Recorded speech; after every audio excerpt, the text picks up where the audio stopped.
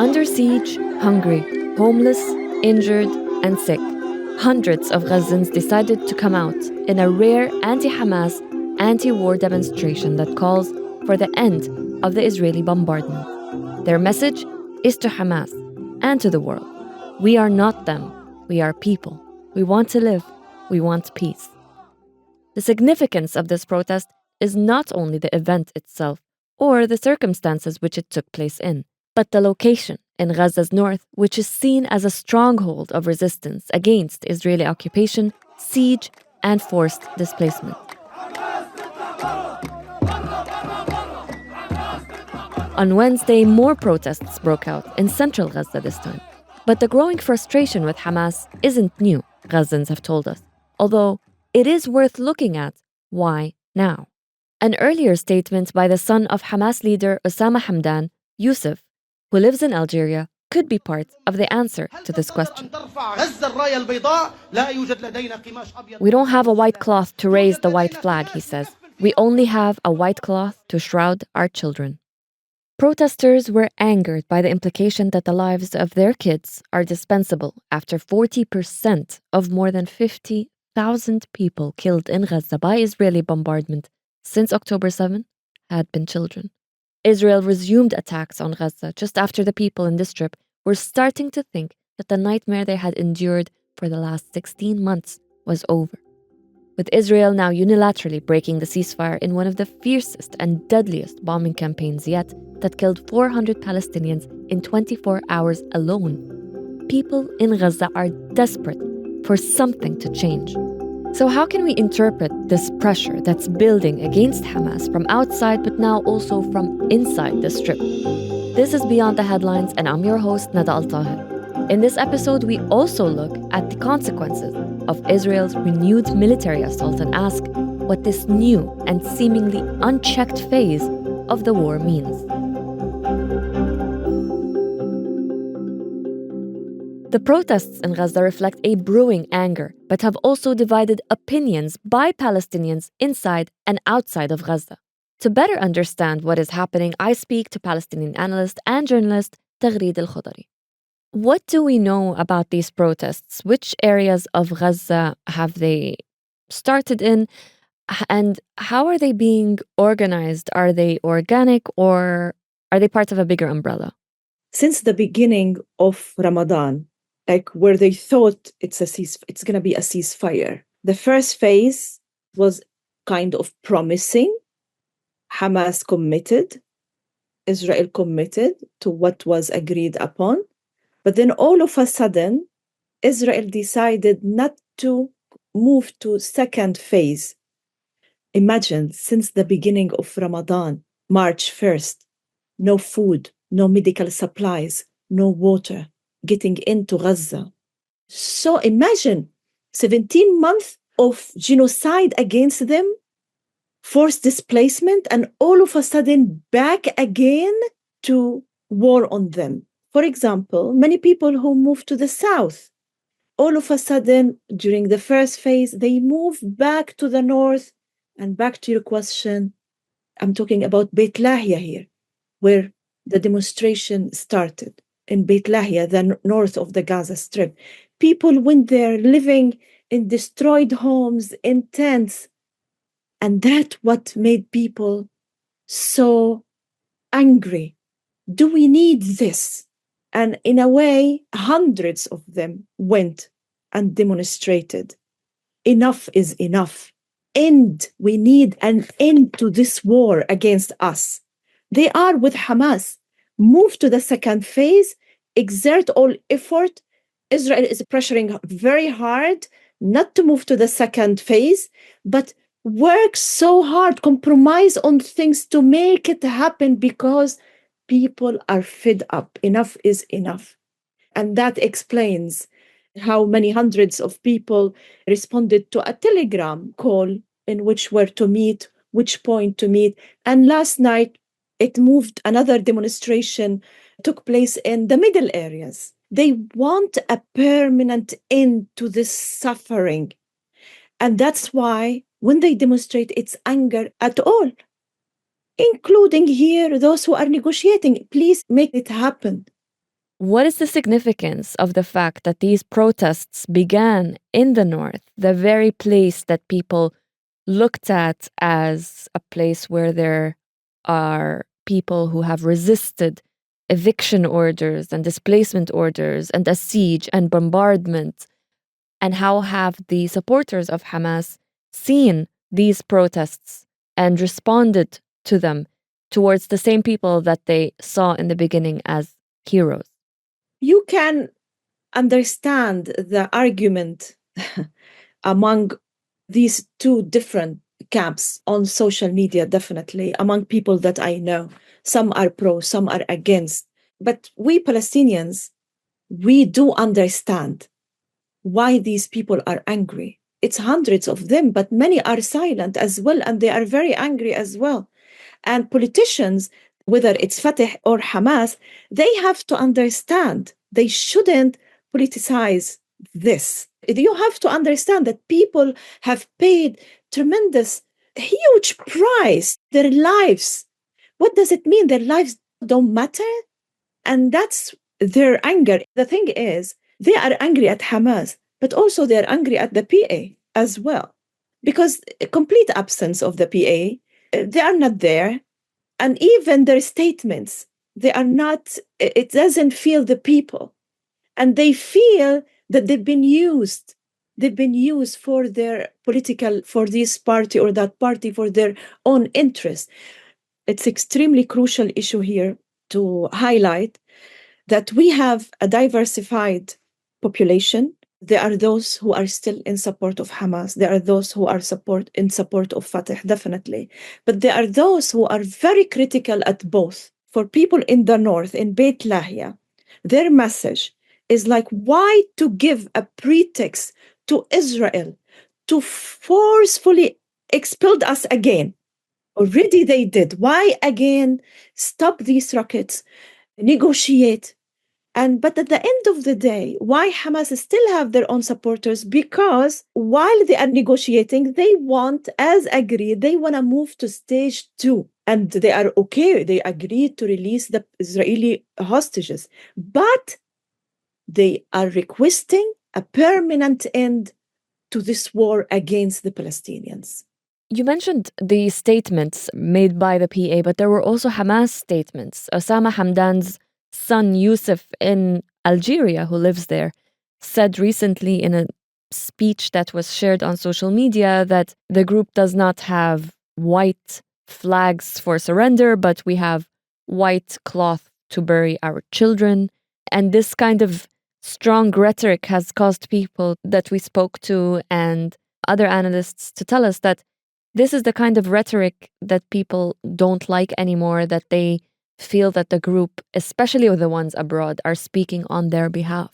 Do you think that the people are demanding for the removal of Hamas ultimately from the Strip? For Hamas outside and for those who are living abroad, they have to understand that what Palestinians in Gaza are standing against is ethnic cleansing that Israel is aiming for. So people, they went to demonstrate, one can understand, because they don't want this ethnic cleansing. They don't want any pretext. And the political leadership outside must understand this, must respect that.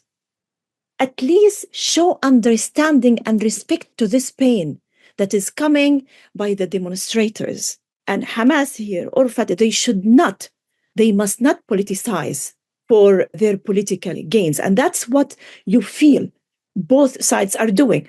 For Hamas outside, it's very disappointing if they do not understand, if they do not see that part of the population in Gaza is fed up.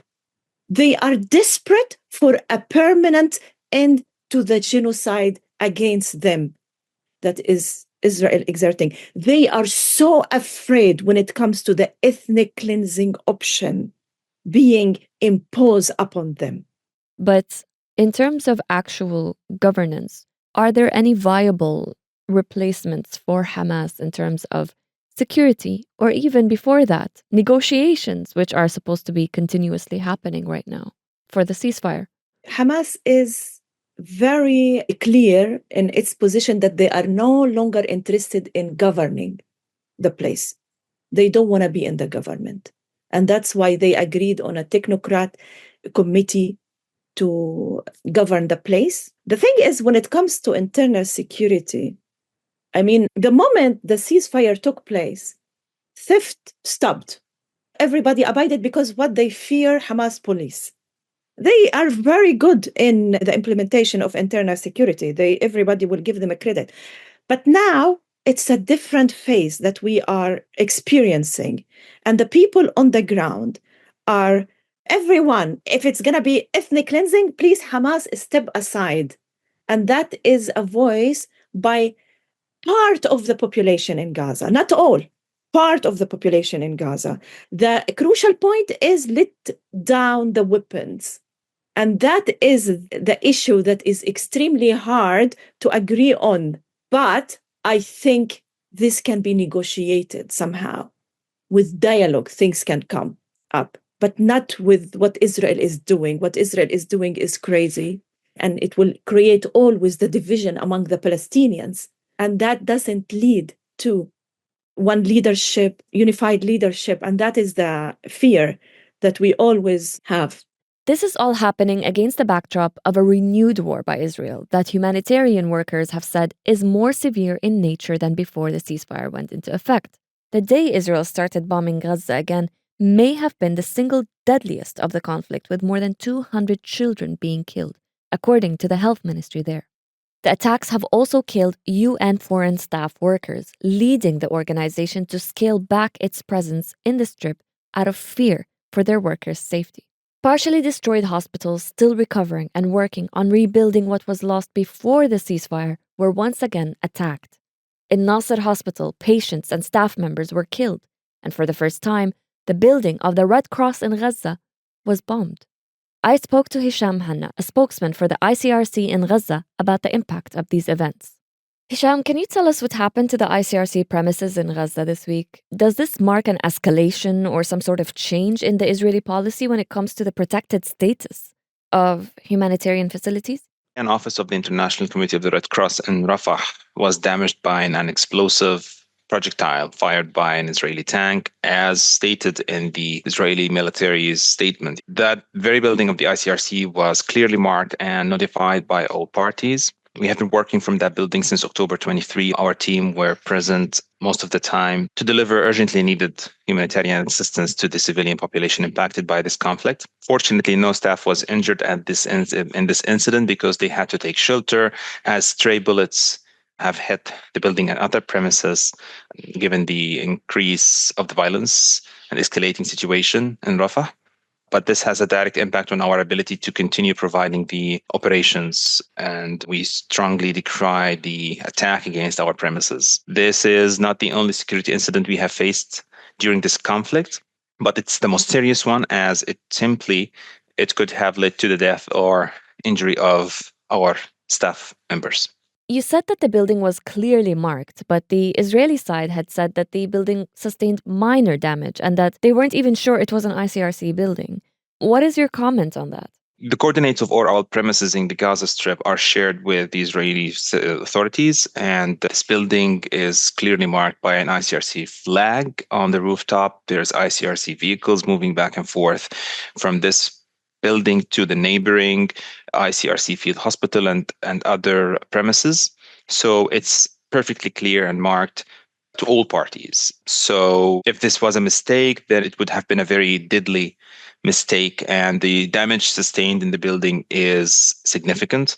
Also, it's important to note that there are a number of civilian families who are displaced in the same area surrounding and near our premises, who consider these premises as safe areas given that they are deconflicted, which implies that there is no safe place in Gaza that civilians would have. Was there any activity inside the building that might have caused the Israelis to mistake it for a legitimate target? Absolutely not. We are a neutral organization, and we understand and value this principle that has been the most important principle that shaped the course of our humanitarian work for decades. And no, we don't compromise our neutrality because it's the very guardian and it ensures our protection. And it shows that we are dedicated to this principle in front of parties to the conflict that makes them obligated to ensure our security and safety.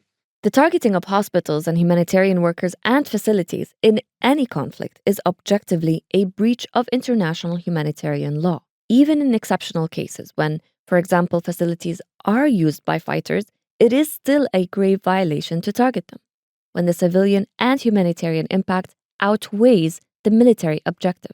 So what exactly is Israel doing in Gaza right now, and why does this phase of the war seem to be going unchecked? I spoke about this with Washington Institute fellow Assaf Orion, a retired Israeli brigadier general and defense strategist. Assaf, ever since the bombardment resumed, it seemed to be different from what we've been seeing in the past before the ceasefire, in the sense that the UN has been targeted. The ICRC building was targeted also for the first time, even though it was clearly marked with a flag and its coordinates are known to Israeli authorities. Are we now seeing a different military and political strategy in Gaza by Israel? The purpose of the resumed fighting on the military level serves both as a pressure lever against the Hamas to promote negotiations and the release of our hostages, and at the same time to promote the second war goal of Israel, which is to destroy Hamas military and governmental capabilities. On the UN, I have read the contradictory reports about the cause of the explosion, and I think we need to wait for a good investigation. But in general, I think that Israel is now seeking to promote its war goals. We need to also understand that the resumption of war also serves political aspects or political motivations inside Israel. Because as Clausewitz said, war is the continuation of politics by other means. In this case, it's also the politics of domestic Israel and not just the Israel-Hamas or Israeli-Palestinian political issues. Israel is still intent on destroying Hamas, as you say, even if the group surrenders. So at what point does Israel decide that Hamas is not a threat to it? And what guarantees are there that Israel will leave Gaza alone and withdraw if Hamas surrenders and hands over the hostages and the weapons and says, you know what, we're done? Even given guarantees that the war is over, do we think that if Israel sees Hamas rebuilding, rearming, and preparing for another attack or other attacks, do we think that Israel will sit idly because the war is over? That if Hamas surrenders, disarms in a verifiable way, if its main activists are going to exile, I think that Israel will not continue fighting. And there is a public in Israel saying, okay, enough is enough. Every political leadership needs to make up its mind and say, okay, this is enough, this is not enough. If Hamas surrenders, disarms, and its leadership goes to exile, I think these are the conditions that Israel would accept. Of course, we need our hostages first back. So why did Israel bomb Gaza when we were getting so close to a ceasefire agreement that was going to enter into phase 2 and actually get back the hostages? And then what made Israel decide, you know what, this is not good enough, we're going to bomb Gaza, take over the land until the hostages are returned? What if the hostages are killed during this process? Israel would blame Hamas then, but at the end of the day, it would have been an Israeli airstrike and an Israeli decision that would have killed these hostages, right? I think we need first to recognize the fact that we didn't have a ceasefire agreement at hand. It wasn't within reach. Hamas dismissed Witkoff's proposal for 5 hostages to be released. But that was a new proposal. The initial proposal was agreed on by all sides. And then the US came up with a new proposal, and Israel said it wants to stay on phase 1. But it was time to move on by that point to phase 2 as per the original proposal that all sides agreed upon, whether it was Israel or Hamas, and all of them were obligated to abide by that agreement. So why were there last-minute changes? I don't think it's all of a sudden. And I think that from day 16, it was pretty clear that stage 2 or phase 2 is not coming because it wasn't negotiated. And you can spread the blame on Israel, on Hamas, or on both of them, or the mediators were not good enough. But phase 2 wasn't coming. So at that point, phase 1 was over.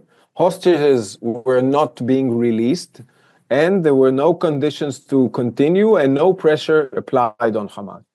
So I guess that the government of Israel decided to renew the military operations in order to apply pressure to Hamas. Last week, Israel's security cabinet approved a body that would enable the quote-unquote voluntary exit of Palestinians outside of Gaza. The agency itself has been described as a tool for displacement and ethnic cleansing, especially since all this time Gazans were not actually allowed to freely leave on their own. And Israeli Defense Minister Katz has long been a strong advocate for the permanent displacement of Palestinians from Gaza. So the question here is this agency just another way for Israel to legalize the mass displacement of Palestinians forcibly under the guise of allowing them the freedom of mobility after making Gaza uninhabitable? Look, the forced displacement, as proposed by President Trump, is illegal. I think it's well understood. At the same time, you need to ask, is forced staying in Gaza and preventing people from going out to better places as an individuals, is it not a crime to make people stay? I'm talking 20 years, I'm not talking now. To make people stay, is it reasonable to make them have to stay in Gaza, threatening their families, or extorting huge amounts of money at the exit to Egypt? But that sounds like a siege, doesn't it? Because even when Palestinians wanted to go to the West Bank from Gaza, they had to get a lot of permissions from the Israelis, sometimes to their own detriment and at the expense of their own health. Sometimes cancer treatments would get rejected. I mean, you can make the argument that Israel's siege of the Strip is the main reason that had prevented residents from leaving, both before and after the war. So my question was not about Egypt. It was actually about Israel. What is the main purpose of this agency? Of course, it can be a dual-use tool, but I don't think we can discredit the need to allow Gazans to leave voluntarily if they wish. Yes, we have in Israel people who want forced displacement. Yes, absolutely, we have those. But that's not the government policy yet. If you ask, the whole question is whether Israel is trying to do forced displacement through that mechanism. Well, I can be very short. We don't know yet. Wait and see. That's all for Beyond the Headlines this week. Find the latest developments on this on our website, thenationalnews.com. This episode was produced by Ban Barqawi and audio engineered by Arthur Edison. Yasmin Al-Taji is our assistant producer and Farid is our editor, and I'm your host, Nada AlTaher. Thank you for listening.